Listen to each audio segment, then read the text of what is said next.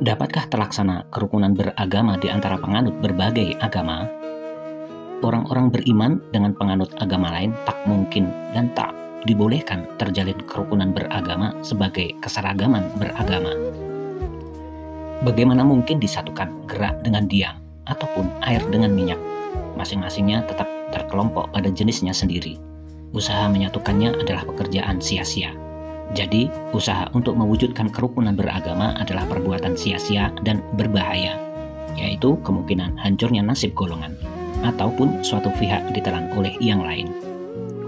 Tentang ini, perhatikan surat ke-16 ayat 92. Dan janganlah menjadi seperti perempuan yang merusak tenunnya sesudah kuat, karena pemungkiran.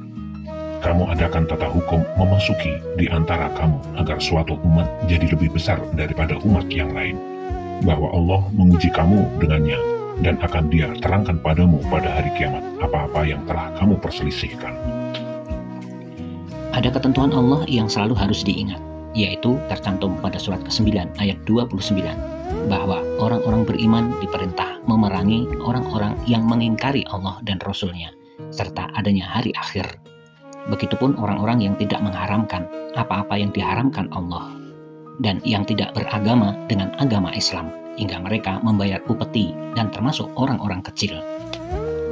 Jadi, dengan semua alasan ini teranglah bahwa masyarakat Islam adalah suatu kelompok manusia dalam lingkungan daerah tertentu, yang hukum hidupnya melulu berdasarkan ayat-ayat suci yang diturunkan Allah, termaktub dalam Al-Quran.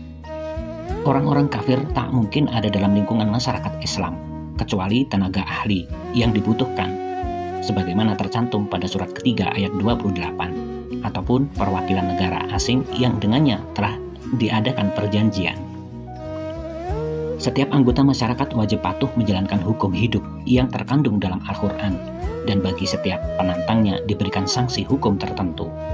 Maka perintah perang yang terkandung dalam surat ke-9 ayat 29 adalah perang terhadap orang-orang kafir yang menjadi anggota masyarakat dalam lingkungan daerah tertentu. Surat 9 ayat 29.